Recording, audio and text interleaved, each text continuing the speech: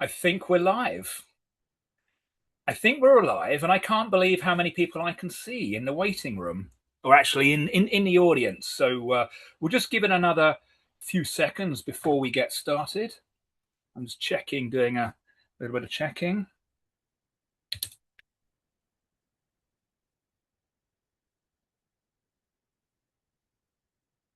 Okay. Ah, perfect. Right. So going to give it another 60 seconds. It's like the hottest day of the year, I think. Temperature inside the shed is 36, outside is 30. So, Holly, thank you. Always good to see you. Give us a shout out in the webinar chat. Let us know where you are dialing in from. And of course, feel free to use all of the emojis and stuff like that. I'm just looking through to see if there are any familiar names. Quite a few new faces, which is always nice to see. Today, we're going to be talking about some really exciting stuff. All of the thoughts I've had over the past 12 months about what does it mean to be a prompt? What does it mean to be in a conversation? What do we need to track? All of that we're going to talk about today. And also, I'm kind of seeing today as part one of a two-parter. So this is almost like obligatory reading for part two.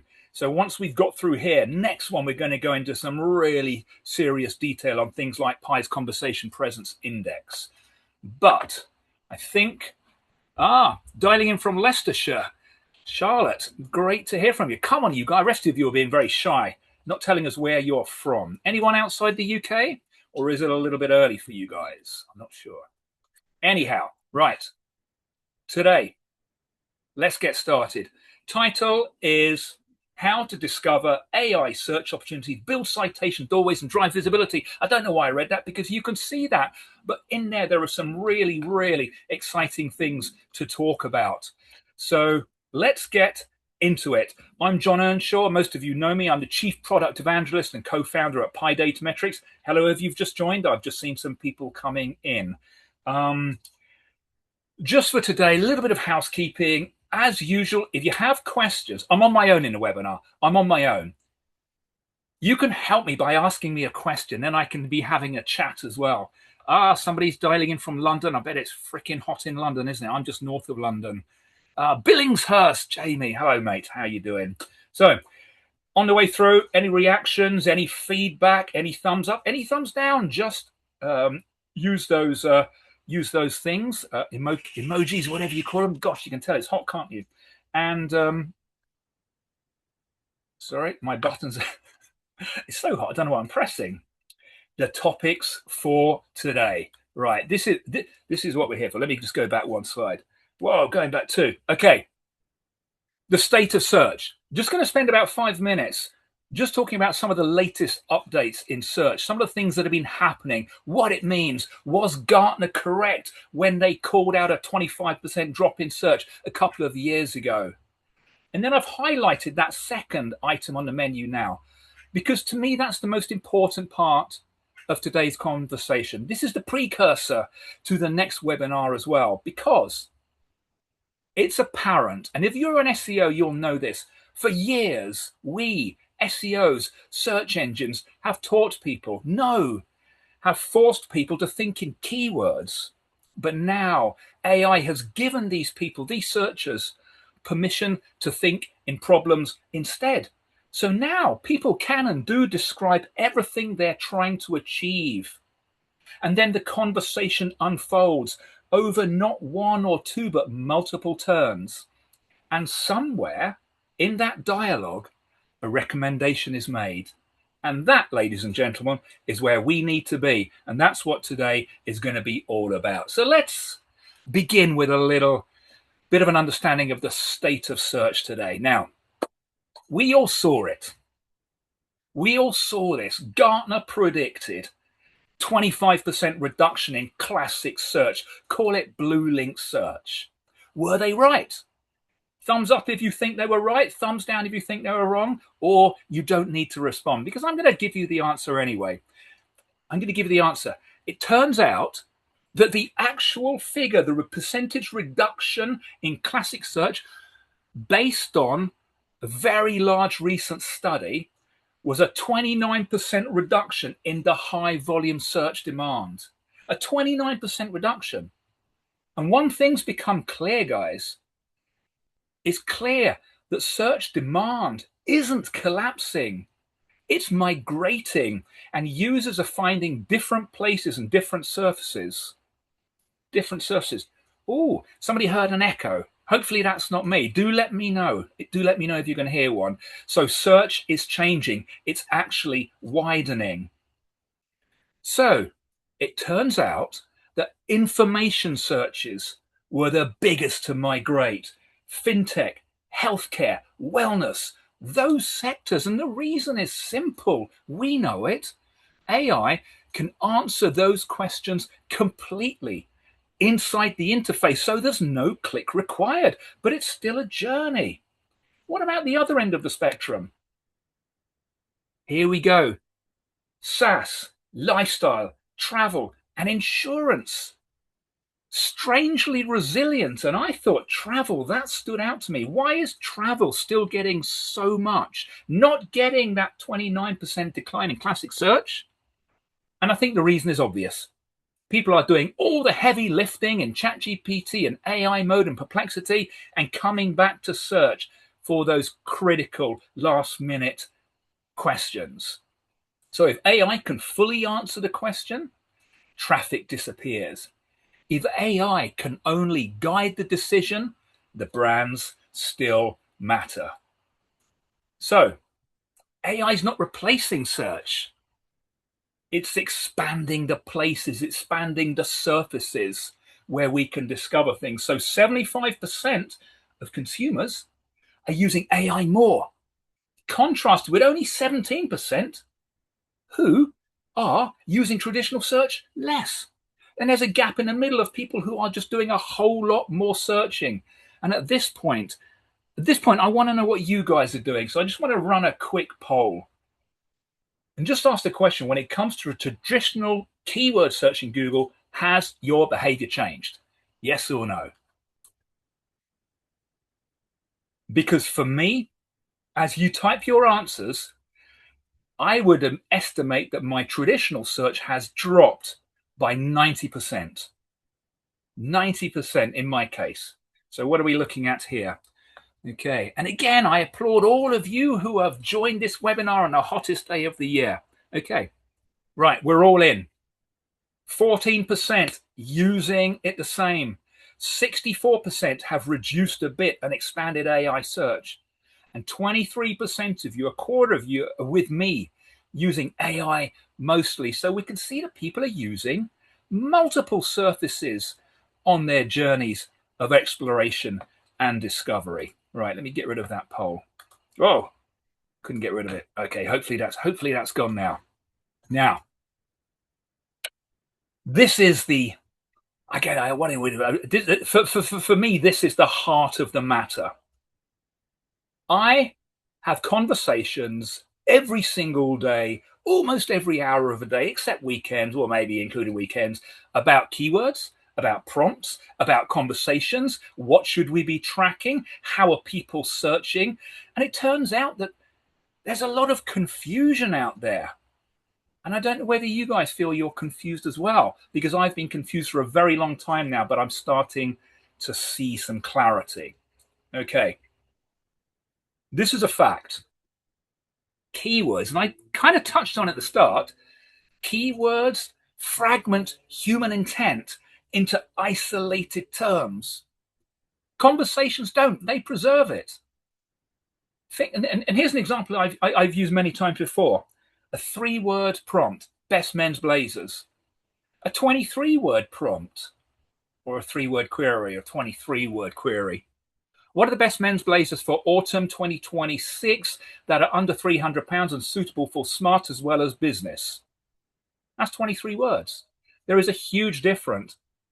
And the simple truth is, guys, that nobody ever woke up caring whether they ranked for a singular, a plural, a close variant.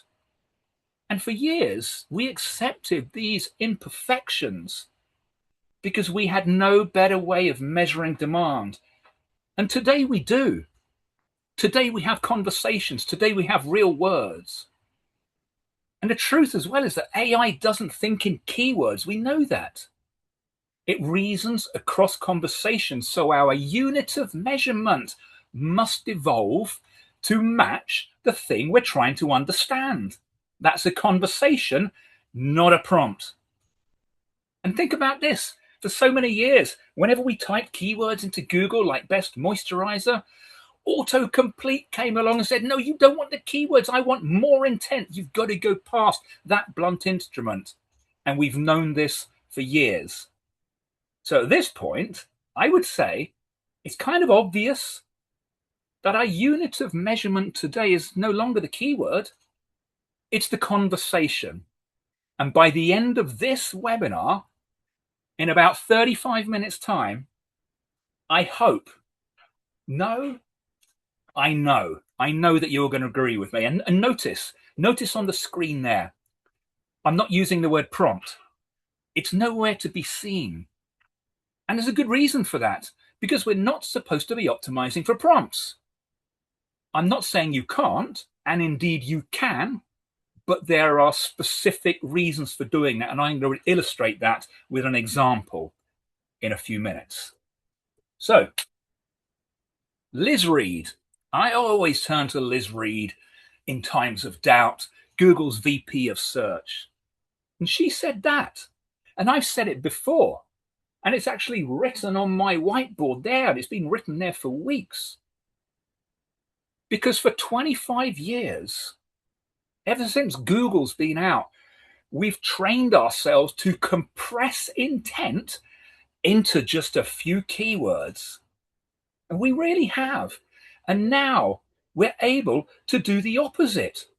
And we start with the whole problem when we search. And then through a series of follow-up questions, AI helps us explore it from different angles until we finally arrive at the right decision or solution.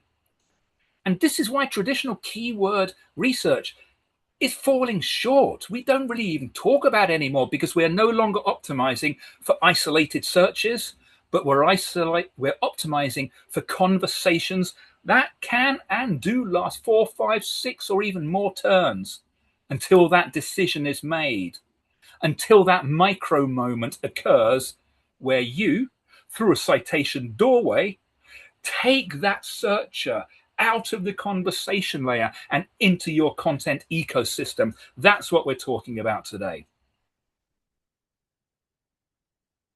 And it was Prabhakar Raghavan that said this, but I'd like to add that today we have more opportunity because the SERP is richer than it ever has been, and we've got more services to target.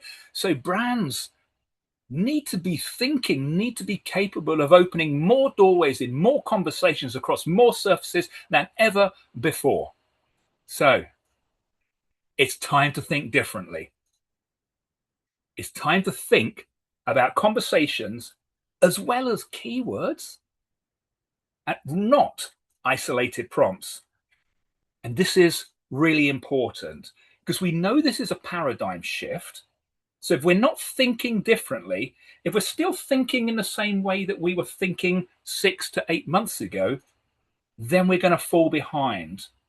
And why keywords as well as conversations? Well, 2 reasons.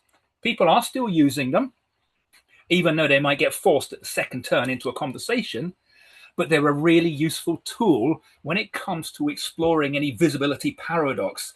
Those situations where you can't get in the conversation, you don't know why, we turn to classic visibility, and you've got to be looking at that same data. And so many answers are there. So here's a question that I was asked earlier in the week. Well, I get asked it a lot. Can we optimize for prompts? And indeed, should we? Let me present you with a wonderful example. I love this example, and I got to shout out to Holly and Bella in marketing for helping me do this. I didn't do any of the work, so I can't pretend that I did. But last Monday, I think it was last Monday, or was it last weekend? Last weekend, we asked the question, what prompts should I be tracking in LLMs? Because that's the question I get asked every day. So I thought, well, I wonder what the SERP is telling us. Straight into AI mode. Straight into AI mode. Oh, there's no pi. Hang on, that can't be right. Because aren't we the experts of the conversation? Maybe we are, but maybe we haven't just been telling everybody. So this is what we did next. This is what we did Monday afternoon last week. Built a Duo blog post. What the heck's that? It's deep, unique, and original, okay? On the subject. Added a medium form conversational video. Thank you to Bella for that one. Wrote the LinkedIn post. Thank you, Holly. Added some optimized images, linked it all together, themed the two posts, the LinkedIn and the one on the website, in line with the prompt. Okay? In line with the prompt. Come back the next morning, and hey presto, we've punched citation doorways. Not just one, not just two, but multiple. So there we have the link at the top. We have the video on the right, that medium form video, because of course AI can read all of the content in that video. And then we are further down, but, doesn't end there. Doesn't end there. You have to remember, I've said this is the conversation. It doesn't stop at the first turn. What happens if we ask another question? What happens? Well, that depends on the nature of your content. So the follow-up question was this. It's the same thread. I've been advised that optimizing for conversations is preferable to prompts. Is this a better approach and why? And that's a good follow-up question. Let's see what AI mode tells us. Oh, well, apparently that philosophy aligns with the philosophy of pi data metrics, and apparently some guy called John Earnshaw, who is focusing a shift away from single prompts. We've got YouTube, we've got LinkedIn, we have opened multiple doorways across multiple surfaces. This is what I'm talking about. Back in the day, we had one chance of getting a blue link for one page on one query. Now, this is a prompt that turned into a conversation because there was more than one prompt there. And we've opened those doorways. And I'd say probably the results might have been there in less than 6 hours. But here's the thing. We know the conversation is volatile. I'm not recommending this approach unless it's in circumstances, because it's just not possible for the prompts that people are tracking today. So it's a tactic. Think about it. Lead up to Christmas. Maybe I'm a purveyor of glamorous hampers and I'm not in the conversation. This is the kind of thing that you can do to get in there rapidly. It's like a conversation content injection, but you've got to tick the boxes that we're going to talk about at the end of this webinar. Okay, and again, I know you haven't asked me any questions, but please feel free to ask. I think I have a question box down here somewhere, so they should pop up, or somebody will chuck it on Slack. Right, moving on. Here's a question. How do you build a conversation? Because back in the day, building keyword groups, that was easy. And we didn't care too much about the keywords. Singular, plural, close variants, bit of nonsense, misspellings. The fact that we're still tracking misspellings today mystifies me. But anyway, let's imagine the beauty sector. Beauty, makeup, skincare, that kind of stuff. Back in the day, we'd be looking at keywords like this. And I picked on a brand that I don't know anything about, look fantastic, because they sell these kind of solutions and products. And they're a pretty big brand. So look at those keywords. Best makeup. Now, that's a classic brute force, blunt instrument keyword that nobody ever wants. Think about this. You're walking down the road and somebody says, best makeup for sale. No. If somebody says, I've got the best makeup for your type of skin that deals with blemishes and this and that for a person, yeah, I'll have it. So these are keywords. They're super ugly, but we grouped them and we tracked them and we optimized them because we could. Because you could have literally one page for each one of those keywords if you wanted. And then it's just down to URL, title tags, header, meta description, internal linking, and all of the basics as well. That was yesterday. What I'm about to show you is today. That is a conversation. Welcome to the new world. Let's break it down, starting over here on the left. So we got 4 topics. Yeah, this is crazy. And when we first started doing this, I thought, wow, but it's incredibly powerful. So we take a topic like makeup, and then we can break that down into different conversation groups that are relevant to an individual brand. What do they sell? What problems are they trying to fix? What solutions are we offering? And it's natural that there are a number of conversation groups around topics. So as we move across here, we've got some example groups. Imagine this: people sitting around discussing makeup. It could be a group talking about the right routine to use for your skin and lifestyle. Might be a separate conversation around color, glow, contour, highlighting, complexions, long wear makeup and finishes. All of these, you see where I'm coming from. And at this point, I want to delve into one of those conversation groups: makeup for different ages, skin textures and skin concerns. And what we've developed at Pi is a process that considers a brand's audience and any other relevant factors, such as the brand itself, and builds out a set of prompts that you can see here that are in their nature mathematically designed to map that conversation space in its entirety, thereby representing and simulating multi-turn search. Not a single prompt, but yes, a conversation. And each set of expanded prompts like that, the number, the nature, the type, the length, the makeup, again, is mapped onto that particular conversation group.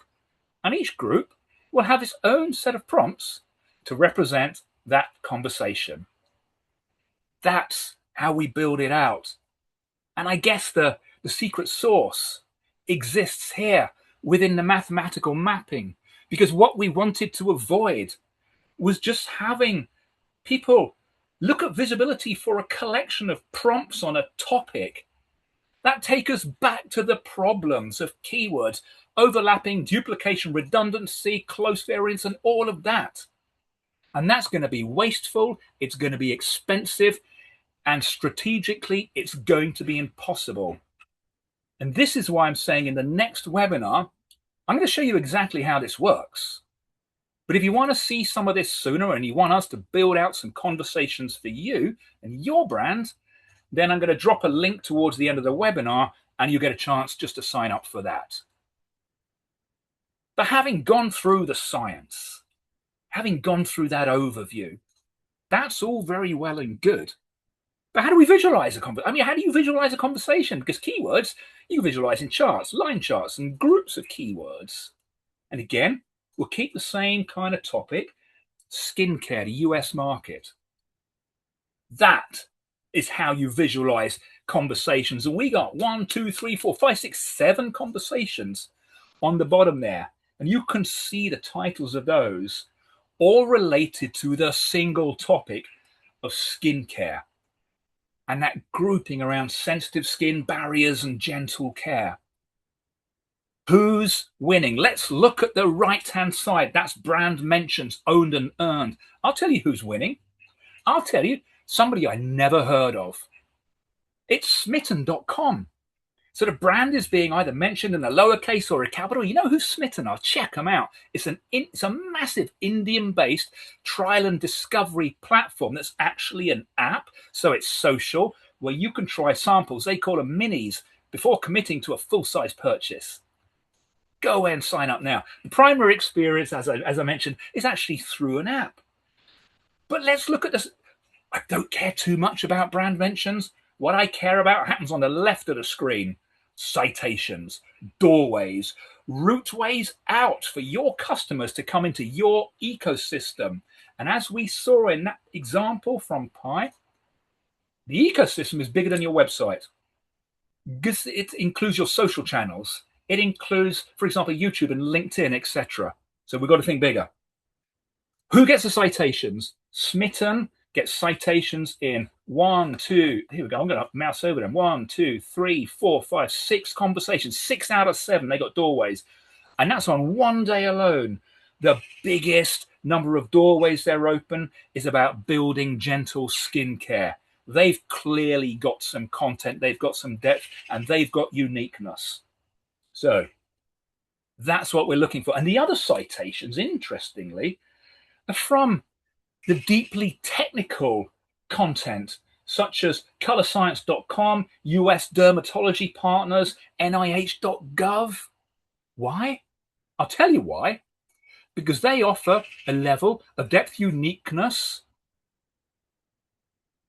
and originality that is simply not necessary in the original AI conversation.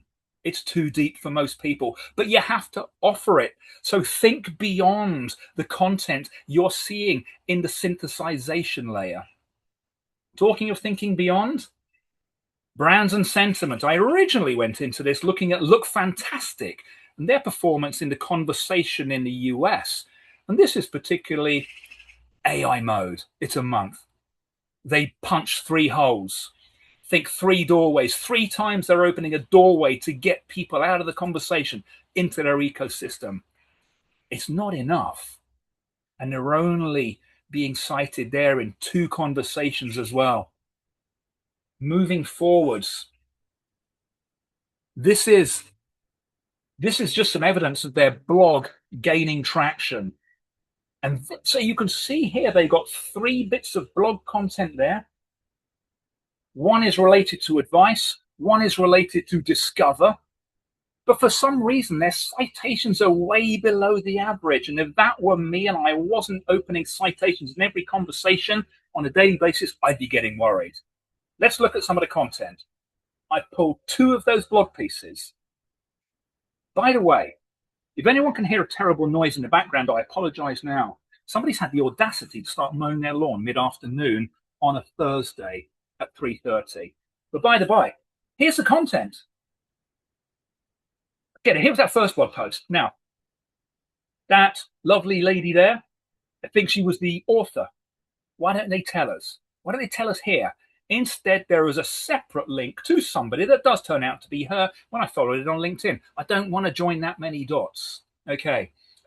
Really help us understand that you are an experienced expert who is authoritative and can be trusted, because quality in the main on a piece like this is down to the actual author. And then we come to the content itself.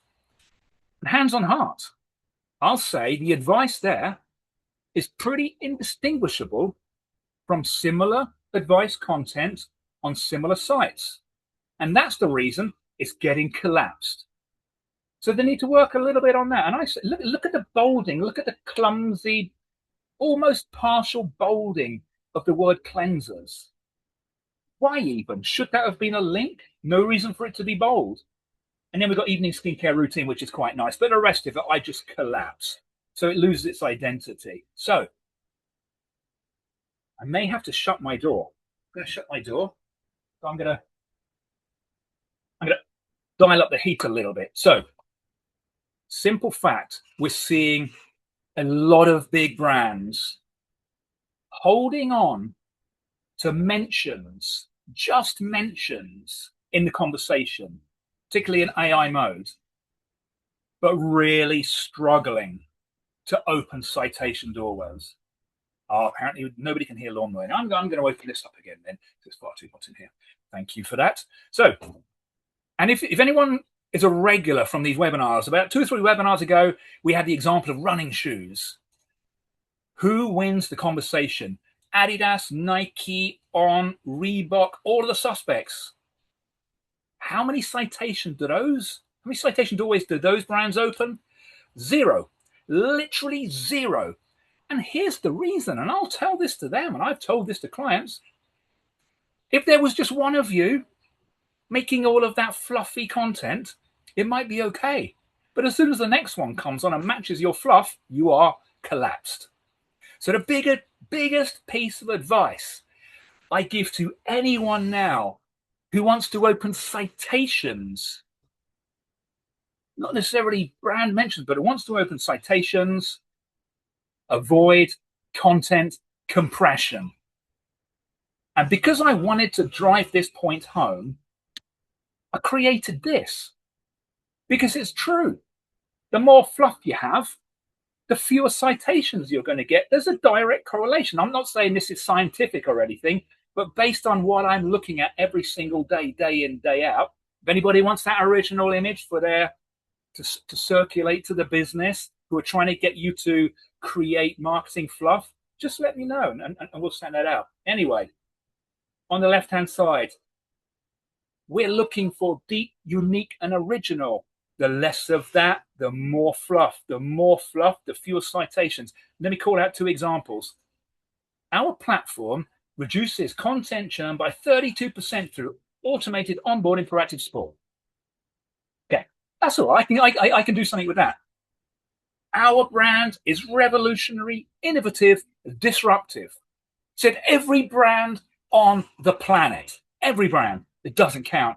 Oh, we got game-changing solutions. They're all freaking game-changing. Collapse, you're out.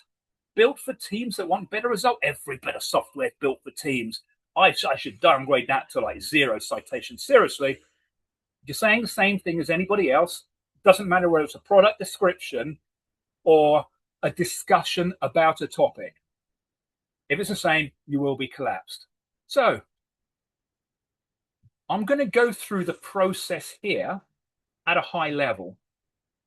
What I'm going to do in the next webinar is really get into the weeds of some of the not necessarily trickier parts, but more nuanced parts. So remember, this is like preliminary training. And here we go. And some of this I've shown you. Discovery is straightforward. Discovery is pretty straightforward. So we should all have a really good understanding. I mean, we had no trouble with keywords, let's face it. Now the job's even easier because we've only got to think about the topics and the subtopics, and the conversations build themselves. So just understand the conversations that are important to you right now. And here's the other bit of truth, guys. Back in the day, last year, we tracked keywords and we tracked thousands of keywords. And again, the promise was always, oh, we'll review and we'll refresh them in 3 months. It kind of didn't often happen. And let's face it, if you're searching for best moisturizer, that search doesn't change from 10 years ago to 5 years ago to today. It's the best moisturizer. When people use their voice, when people type and build a conversation, you are getting so much more.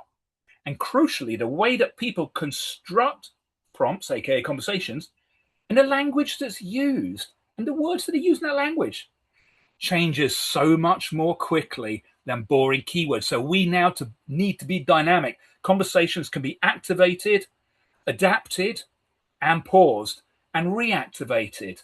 So then we come to mapping those visuals that I show you.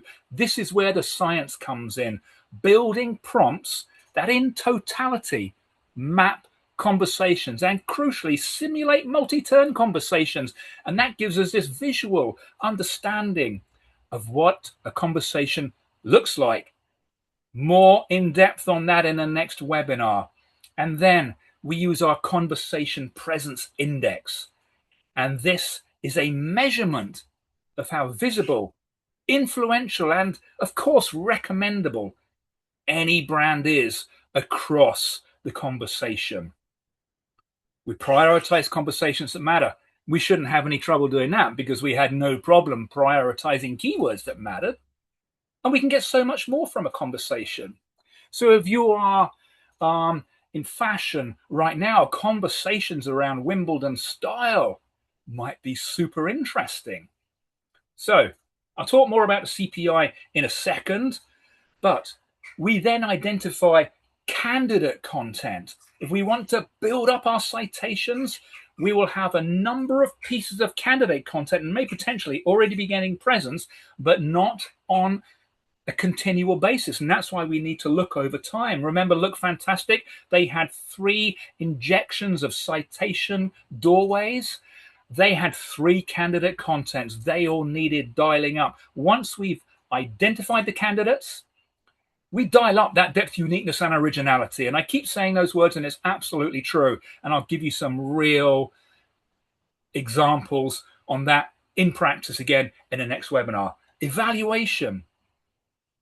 Well, once we've made some changes, once we've added some depth, we've got to ask the question, have we opened more doorways in more conversations?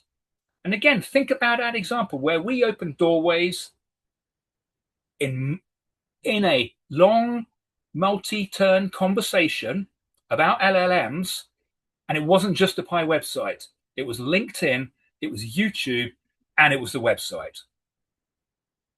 So we need to understand the extent to which we're being talked about and the sentiment. Is our sentiment getting stronger? Is it stable? Are there any problems from a sentiment perspective? And with all of these data points, we can understand clearly the presence of our brand in and across those conversations. So the CPI. I love the CPI. I said it before, it's a measure of how visible, influential, and recommendable your brand is across AI conversations. And what's it doing? It's basically evaluating those things that we saw. Mentions, owned and earned, citation strength, and the ability of a brand's digital assets, not the website, but all digital assets. Think reflected in features in the SERP to create citation doorways of multiple types that enable discovery and recommendation by LLMs. And the resulting score provides a view of conversational performance across topics and conversations that matter to you and allows you to compare yourself for the first time with the conversational performance of any competitor of your choosing. Now, as the temperature notches up another couple of degrees, we're winding to the end of this webinar. Not just yet, got a few more slides, which, as I said, is going to be part of a 2-parter. Now, I've already started formulating part 2. But guys, if you're listening, whether it's live, and thank you for those people who are, or whether it's recorded, if there are questions that you need answering that require some real depth and some examples, then let me know and I can build that into the next webinar. But what I'm going to do, because the Conversational Presence Index is in labs in Pi, and it's doing some incredible things, but we're going to go into a whole lot more detail the next time. So how do we finish this part 1 with the part 2-part series? Let's remember, Gartner was right. They weren't right enough, but they were right.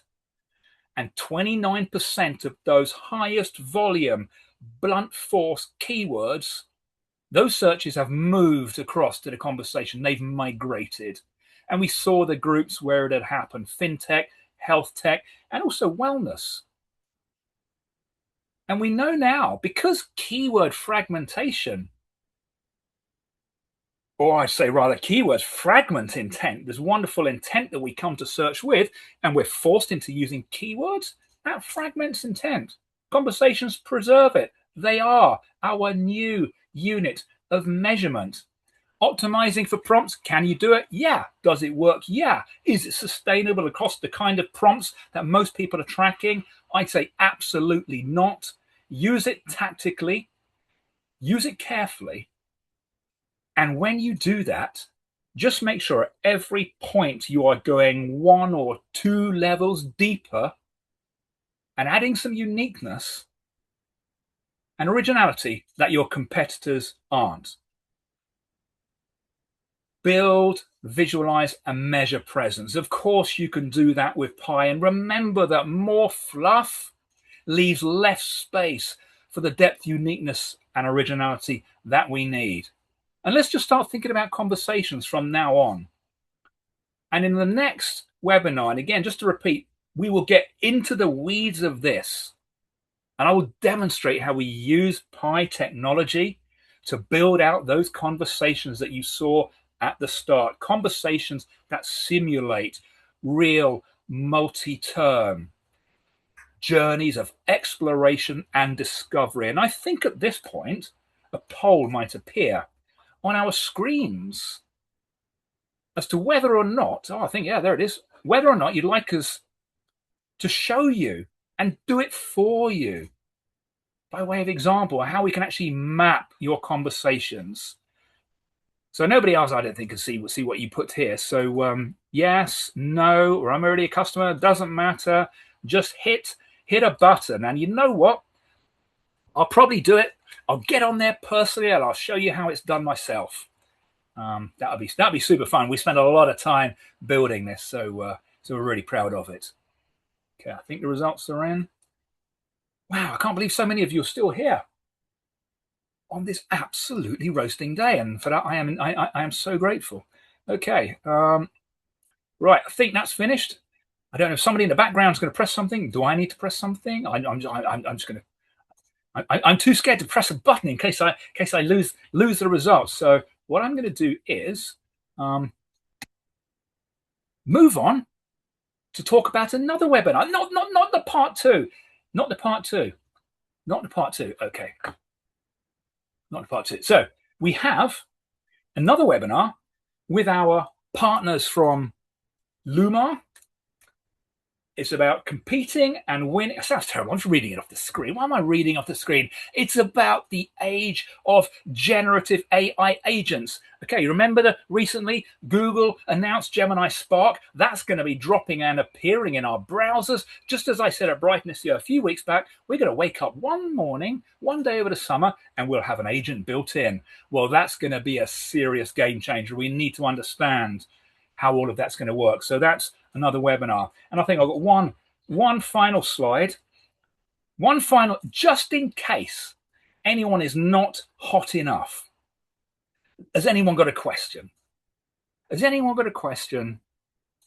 What? Holy heck. Holy heck, the temperature. I mean, or just hand out some of those, or some thumbs up, or something like that. And if there are no questions, that's amazing. I'm just so grateful to everybody who tuned in today, all of you. I always am. I appreciate you so much.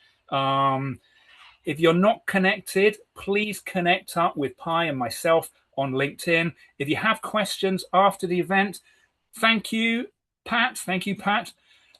Jamie, thank you again, my friend. Be good to have a chat. Let's do it. Let's do it, buddy. Let's do it. It's been about 20 years, mate. Let's do it. Ping me, hit me up on LinkedIn. Yeah, do all of that. Tegan, wonderful. Charlotte, Bella, Holly, all of you. Here's to the next time. Hopefully it won't be so hot. Thank you, everyone. Cheers, Ryan.